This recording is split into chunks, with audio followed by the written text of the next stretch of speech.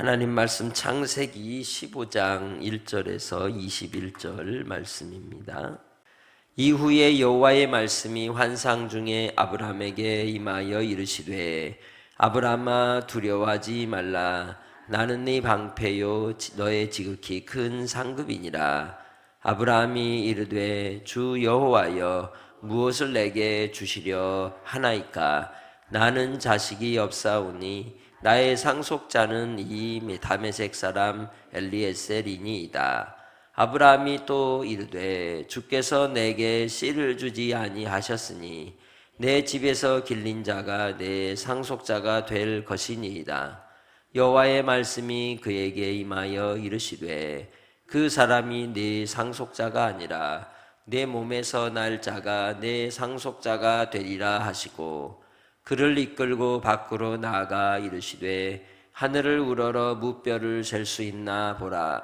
또 그에게 이르시되 내 자손이 이와 같으리라. 아브라함이 여호와를 믿으니 여호와께서 이를 그의 공의로 여기시고 또 그에게 이르시되 나는 이 땅을 네게 주어 소유를 삼게 하려고 너를 갈대아인의 우르에서 이끌어낸 여호와니라. 그가 이르되 주 여호와여 내가 이 땅을 소유로 받을 것을 무엇으로 알리이까. 여호와께서 그에게 이르시되 나를 위하여 3년 된 암소와 3년 된 암염소와 3년 된 순양과 산 비둘기와 집 비둘기 새끼를 가져올지라. 아브라함이 그 모든 것을 가져다가 그 중간을 쪼개고 그 쪼갠 것을 마주 대하여 놓고 그 새는 쪼개지 아니하였으며 솔개가 그 사체 위에 내릴 때에는 아브라함이 쫓았더라. 해질 때에 아브라함에게 깊이 잠이 임하고 큰 흑암과 두려움이 그에게 임하였더니 여호와께서 아브라함에게 이르시되 너는 반드시 알라. 내 자손이 이방에서 계기되어 그들을 섬기겠고 그들은 400년 동안 내 자손을 괴롭히리니 그들이 섬기는 나라를 내가 징벌할지며 그 후에 내 자손이 큰 재물을 이끌고 나오리라. 너는 장수하다가 평안히 조상에게로 돌아가 장사될 것이요 내 자손은 4대 만에 이 땅으로 돌아오리니 이는 아모리 족속의 죄악이 아직 가득 차지 아니함이니라 하시더라. 그 해가 져서 어두울 때에 연기 나는 화로가 보이며 타는 횃불이 쪼갠 고기 사이로 지나더라. 그 날에 여호와께서 아브람과 더불어 언약을 세워 이르시되 내가 이 땅을 애굽 강에서부터 그 큰 강 유브라데까지 내 자손에게 주노니 곧 겐 족속과 그니스 족속과 간몬 족속과 헷 족속과 브리스 족속과 르바 족속과 아모리 족속과 가나안 족속과 기르가스 족속과 여부수 족속의 땅이니라 하셨더라. 아멘. 하나님은 언약의 하나님입니다. 그래서 우리는 신앙의 여러 표현을 할 때 언약 신학을 믿는다 이렇게 얘기합니다. 언약 사상 혹은 하나님의 약속에 근거한 신앙인 것이죠. 그래서 하나님은 아브라함을 만날 때도 언약을 세우십니다. 노아를 하나님이 구원의 도구로 쓰실 때도 무지개 언약을 세우셨죠. 창세기 12장을 통해 하나님은 그에게 나라와 민족을 주실 것을 이야기하셨고 13장에서도 한번 반복하셨지만 이때에는 아브라함이 어떤 반응을 했는지 혹은 하나님께 무슨 말씀을 여쭙는지는 나오지 않고 다만 제단을 쌓아 하나님께 예배하며 여호와를 찾게 되죠. 오늘 15장은 이제 가나안의 전쟁을 통하여 승리를 하고 돌아온 이 아브라함을 통하여 멜기세덱의 살렘 왕으로 하나님 앞에 11조를 드리게 하시고 은혜의 복을 받은 뒤에 주의 임재하심을 경험하게 되는 겁니다. 5 왕과의 그 전쟁을 통하여 그는 승리했지만 또 한편으로는 불안한 겁니다. 왜냐하면 토착 세력에 대하여 적개심을 일으킬 수 있는 큰 일을 저질렀기 때문이죠. 상관하지 않으면 됐는데 그는 그 일에 결국 조카 롯 때문에 가담을 했습니다. 그러나 하나님께서 그로 멜기세덱의 살렘 왕을 통하여 영원한 대제사장이신 예수 그리스도를 예표하는 주 앞에 그의 소유의 11조를 드림으로써 그가 하나님을 경외하며 하나님 앞에 영광을 돌리는 그의 믿음의 고백이 드리워졌고 15장에서는 하나님께서 나타나셔서 그에게 말씀하실 때에 바로 나는 너의 방패이며 너의 지극히 큰 상급이라는 약속을 받은 겁니다. 그냥 뿅 하고 나타난 게 아니에요. 하나님은 인격적으로 우리를 대하시고 여러 환경과 상황 속에서도 우리의 모습을 살피시는 하나님이십니다. 내가 무언가를 허락하시는 것은 아니지만 그러나 항상 하나님은 그 믿음을 따라 우리에게 반응하시고 우리에게 나타나시는 겁니다. 아직 그 마음에 채워지지 않은 상태에서 하나님이 일하시지는 않습니다. 그러나 우리를 성장케 하시고 우리를 더 견고하고 단단하게 만드시는 과정 가운데 주께서는 때를 따라 돕는 은혜를 베푸시는 것이죠. 문제는 하나님이 아니고 누구예요? 나한테 있는 거예요. 아브라함에게 나타나신 하나님은 환상 중에 말씀하시는 겁니다. 두려워하지 말아라. 왜 그랬겠습니까? 승리 뒤에 찾아오는 또 다른 공격에 대한 두려움이 그에겐 있는 겁니다. 그는 외로운 사람입니다. 이방인입니다. 누구 하나도 그를 마음 놓고 도와줄 수 있는 상황이 아닌 한마디로 굴러온 돌인 겁니다. 그런 인생에게 하나님께서 약속을 주시는 겁니다. 가나안까지 올 때 그는 왜 왔어요? 하나님이 가라고 했잖아요. 하나님 가라고 해서 왔는데 그는 여전히 약속이 이루어지지 않은 채 그렇게 떠돌고 있는 겁니다. 그때에 그에게 하나님은 말씀하는 겁니다. 나는 너의 방패다. 내가 너 지켜줄게. 걱정 마. 두 번째, 너의 지극히 큰 상급이란다. 네가 승리의 전리품을 받을 수 있었지만 받지 않았고 그리고 그 수고한 대가에 대하여 지출된 비용이지만 그 비용을 받은 것을 10의 1조로 멜기세덱에게 드림으로써 하나님을 섬기며 하나님이 나의 주이십니다라고 하는 고백을 드린 그 신앙의 고백을 하나님은 기억하시는 겁니다. 그러니 이제 내가 너의 뭐가 되겠다? 지극히 큰 상급이 되겠다 하시는 거예요.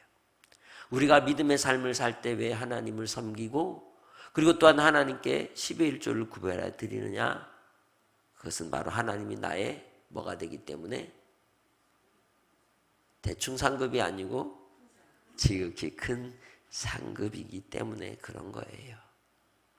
하나님 앞에 우리가 서 있을 때 하나님은 나를 보호하시고 이끄시고 인도하시며 하나님의 영원한 상급으로 저 천국을 아버지 집을 우리에게 예비해 주셨기 때문입니다. 그래서 하나님께서는 그를 두려워하지 마라 말씀하는 거예요. 하나님 우리의 마음을 잘 아십니다.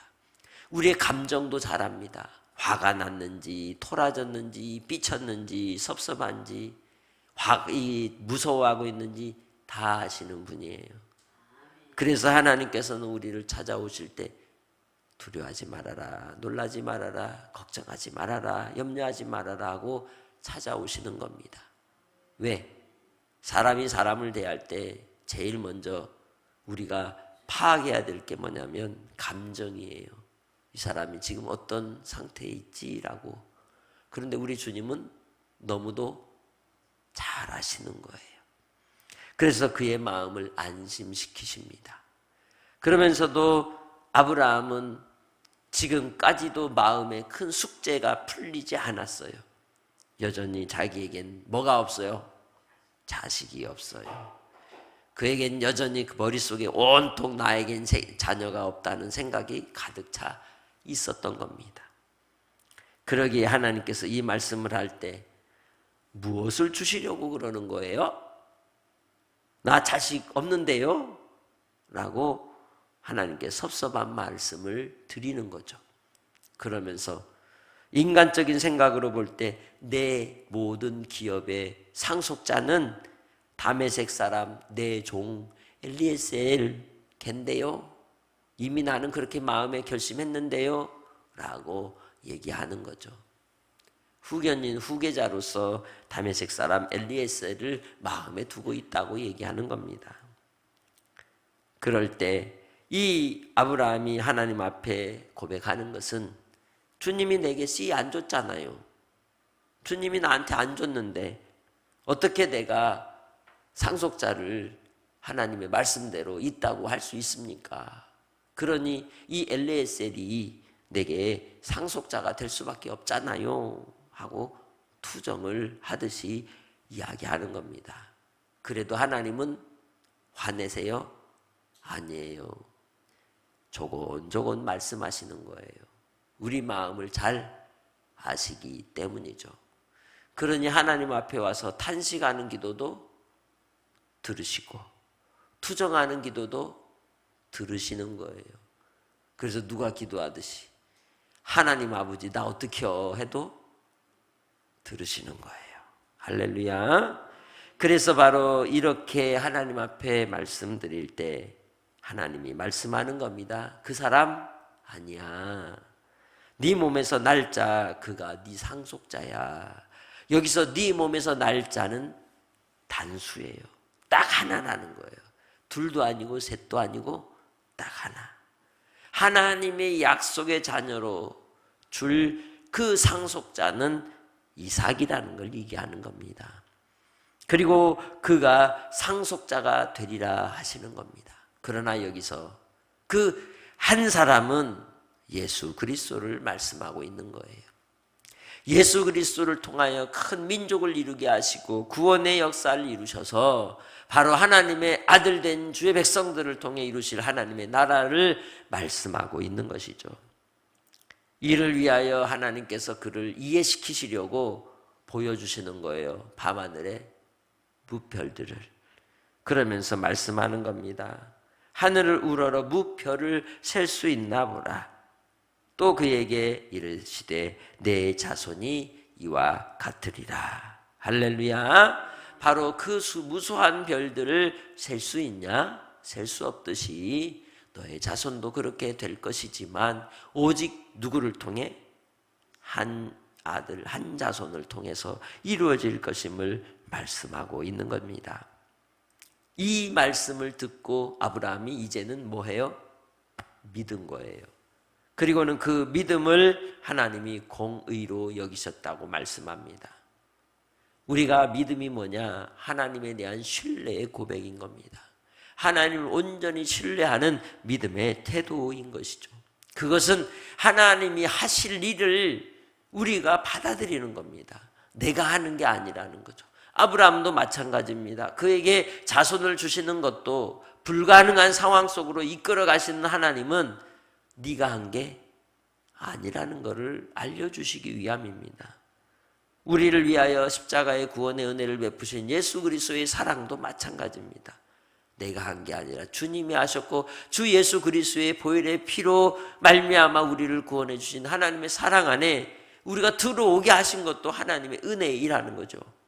그러기에 그 의를 믿음으로써 우리에게 허락하여 주신 줄 믿습니다. 그래서 바로 하나님 앞에 그 믿음을 따라 하나님이 더 중요한 얘기를 이제 풀어주시는 거예요. 미래에 어떻게 일이 이루어질 것인지. 어제도 그제도 말씀드렸지만 아브라함의 일생 속에 이미 후손들이 해야 될 일들을 그는 겪고 있는 거예요. 그러면서 하나님께서 너의 후손들에게 이 땅을 주겠지만 그 일을 이루기 위해 나는 너를 어디에서 이끌어내었다? 갈대아 우르에서 내가 너를 빼내지 않았느냐? 바로 나는 누구다? 여호와다라고 말씀하는 것이죠. 그리하여 하나님 앞에 내가 이 땅을 소유로 받을 것을 또한 무엇으로 알 수 있죠? 라고 여쭙는 거죠. 그때 하나님은 그러면 이게 내 거예요? 아니에요? 이거는 어떻게 증명해야 돼요? 소유를 어떻게 증명할 수 있어요? 그냥 가만히 있으면 증명이 돼요? 믿으면 돼요? 계약서를 보여주면 되잖아요. 그죠? 내 소유라고 하는 증명을 보여주면 되죠.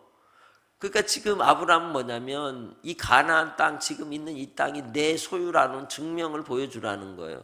어떻게 하면 돼요? 하나님께서 계약서를 써주면 되는 거예요. 그게 뭐예요? 언약이에요. 이스라엘 백성들을, 그리고 처음에 얘기했듯이 노아에게도 무지개 언약을 통해서 계약서를 써준 거예요. 또 아브라함에게는 이제 횃불 언약을 통해서 계약서를 써주시는 거예요. 그리고 모세를 통하여 출애굽한 이스라엘 백성들에게는 무슨 언약? 시내산 언약을 통하여 세워주신 거예요. 가나안 땅으로 입성하는 이 여호수아를 통하여 그 백성들에게는 모압에서 그리고 세겜에서 언약을 세우셔서 그곳이 분명한 그들의 것이라고 하는 소유의 도장을 찍으셨어요. 온 이 피조물의 주인은 누구예요? 여호와 하나님이신 겁니다. 그래서 하나님께서 이 땅을 소유로 받을 것을 이 언약을 통하여 세우실 때 5 동물을 이제 제물로 바치게 하신 거죠. 3년 된 암소, 3년 된 암염소, 3년 된 순양, 산비둘기, 그리고 집비둘기 새끼를 가지고 와서 이제 동물들을 쪼개고 새들은 쪼개지 않고 서로 마주대하게 해놓고 기다리는 거죠. 그 기다림의 시간 동안 솔개가 사체들을 먹으려고 얼마나 내려왔겠어요. 그때마다 쫓아다니면서 그렇게 하는 동안 해가지고 그는 깊이 잠이 들게 하신 거죠. 누가 일하시느냐? 여호와 하나님이 일하시는 겁니다. 그 깊은 잠 가운데 큰 흑암과 두려움이 임했다고 얘기하죠. 그것은 그 흑암과 두려움을 통하여 하나님이 무엇을 보여주시고자 하는 것이냐? 죄악이 관영하는 세대, 세상 가운데 고난 가운데로 들어가는 그 후손들을 보이시는 겁니다. 그래서 하나님께서 13절에 너의 후손들이 이방의 객이 되고 그리고 그들을 섬기며 400년 동안 괴롭힘을 당할 것인데 거기에서 끝나는 게 아니라는 거예요. 이 아담과 하와가 범죄한 뒤 이 세상은 흑암의 권세에 사로잡혀서 죄악 가운데 죄의 세력에 의해서 고통하고 신음하는 시대를 사는 거예요. 그러나 그게 끝이 아니에요. 그의 아들 예수 그리스도로 말미암아 우리를 위해서 예수님은 이 땅의 모든 시험을 같이 받으셨고 고난을 당하셨고 죽임까지 당하셨지만 그것은 우리를 사랑하셔서 구원하시는 하나님의 사랑이에요. 그래서 하나님께서는 이 400년 동안의 시간을 통해 그 후손을 보존하시고 그들을 통해 이루실 그 나라의 징벌을 베푸시고 그 자녀들은 재물을 이끌고 나오는 보상을 해주실 것임을 이야기하는 거죠. 이게 바로 하나님의 섭리인 거예요. 하나님께서 우리에게 큰 은혜와 복을 더하실 때도 그냥 지나가지 않아요. 반드시 어디를 지나가야 돼요? 아브라함에게 뭐와 무엇이 있었다고요? 큰 흑암과 두려움인 거예요. 여러분의 인생 가운데서도 흑암과 두려움이 없을 수가 없는 거예요. 그러나 믿음의 사람은 그 흑암과 두려움을 지나가야 하는 겁니다. 그것이 육신의 질병으로 올 수도 있어요. 경제적인 어려움으로 올 수도 있어요. 생각지 못한 사고와 사건으로 인해서 당하는 심리적인 또 마음의 고통으로 올 수도 있는 겁니다. 그 고통과 아픔을 품고 삶을 사는 시간들이 지나겠지만 결국은 하나님이 괴롭힌 이들에 대하여는 반드시 뭐 하신다? 징벌하시는 하나님. 그러시면서 갚아주시고 큰 재물을 이끌어 보상해 주시듯 너의 큰 상급이 되리라 하신 말씀대로 그 후손들에게 보상하시고 그 땅을 차지하게 하시겠다는 거죠. 그러나 아직 그 일을 이루지 않은 이유는 이 가나안 땅의 죄악이 아직 관영하지 않았기 때문이라는 거죠. 이미 죄악 가운데 있는 그들에 대하여 하나님은 뭐 할 때를 기다리고 계신다? 심판할 때를 기다리고 계신다. 물로써 첫 창조의 시대를 심판하셨다면 이제 예수 그리스도 다시 오실 때에는 불로서 심판할 그때가 반드시 있다는 것을 알고 우리는 다시 오실 주 예수님을 기다리는 겁니다. 그러기에 주님께서 우리를 위하여 베푸신 그 구원의 은혜를 따라서 예수님이 제자들과 마지막 만찬의 자리에서 떡과 포도주로서 이루신 새 언약으로 우리가 하나님의 자녀가 되었기에 예수 생명으로만 이 땅에서 끝까지 믿음으로 살아가는 복된 성도들이 되시기를 주의 이름으로 축복합니다. 하나님이 이끌어 인도하여 주시는 겁니다. 그래서 내가 한 것 같아도 나의 삶을 돌아보면 하나님의 은혜였고 하나님의 이끌리심이었음을 우리는 깨닫게 되는 것이죠. 그래서 우리는 오늘 이 새벽에 함께 우리 자신을 바라고 기도할 때 현실의 상황에 빠지지 않고 하나님의 약속, 언약을 바라보는 믿음의 눈을 주시기를 기도하시길 바랍니다. 오직 우리는 예수 그리스도의 공로로 의롭다 하심을 받은 하나님의 자녀입니다. 그러기에 오늘도 은혜 안에 있음에 감사하시길 바랍니다. 그리고 나를 하나님은 뭐 해주실 것이다? 끝까지 인도해 주실 것이라는 거예요. 그러니 모든 염려를 하나님께 의탁하고 주님이 주시는 지극히 큰 상급을 기대하며 주님 안에서 동행하는 믿음의 삶으로 승리하시기를 주님의 이름으로 축복합니다. 하나님 아버지 감사합니다. 오늘도 주님 은혜 아래서 이 땅의 삶을 살아갈 때 현실의 상황 속에 매몰되지 않게 하시고 끝까지 주의 언약을 붙들고 믿음으로 향하는 종들이 되게 하옵소서. 모든 것이 은혜이기에 주님이 주신 그 사랑으로 말미암아 염려, 근심, 걱정 모두 십자가 앞에 내려놓고 주 예수께서 주시는 그리스도의 평강으로 무장하며 한날도 주님의 기쁨이 되게 하시고 찬송거리가 되게 하시고 간증거리가 되게 하시고 주께서 승리케 하신 놀라운 역사를 맛보는 심령들이 되게 하옵소서. 감사 영광 돌리옵고 예수님의 이름으로 기도합니다. 아멘.